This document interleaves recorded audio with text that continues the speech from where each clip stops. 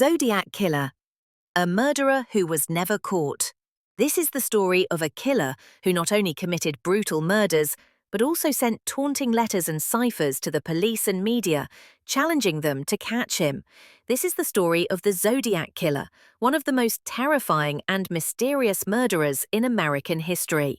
On the cold night of December 20th, 1968, a car was parked in Vallejo, California. Inside were two teenagers, David Faraday and Betty Lou Jensen. Suddenly, a man appeared, and without saying a word, opened fire on them. Both were killed on the spot.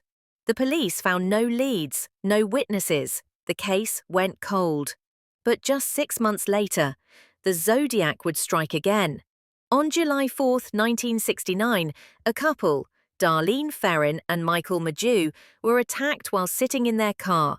Michael survived and described the attacker's appearance to the police.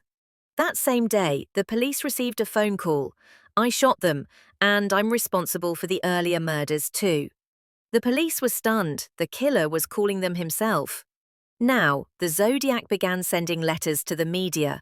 On August 1st, 1969, 3 major newspapers, the San Francisco Chronicle, San Francisco Examiner, and Vallejo Times-Herald, received nearly identical letters. Each included a mysterious cipher, a coded message.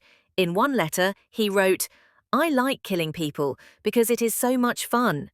He demanded that the ciphers be printed in the newspapers, or he would kill again. Panic began to spread. On August 7th, 1969, the San Francisco Examiner received another letter. It began, "Dear Editor, this is the Zodiac speaking." From that moment, this anonymous killer was known as the Zodiac Killer. On September 27th, 1969, a couple was enjoying a picnic near Lake Berryessa. A man wearing a black hood and a white cross on his chest approached them. He tied them up and brutally stabbed them. The woman died. The man survived and described the attacker. Then, on October 11th, 1969, in San Francisco, a taxi driver named Paul Stein was shot and killed. The killer took his wallet, keys, and a piece of his bloody shirt. Days later, the Zodiac mailed that piece of the shirt, along with a letter to the Chronicle. The police released a sketch of the suspect. Several people were questioned, but no one was charged. The Zodiac kept sending letters, more than 20 over time. Sometimes he claimed 37 victims. Sometimes he threatened to blow up a school bus. Each letter brought a new fear, a new puzzle, and then silence. The most famous was Arthur Lee Allen. He was seen near some crime scenes, and some evidence pointed toward him, but there was never enough proof.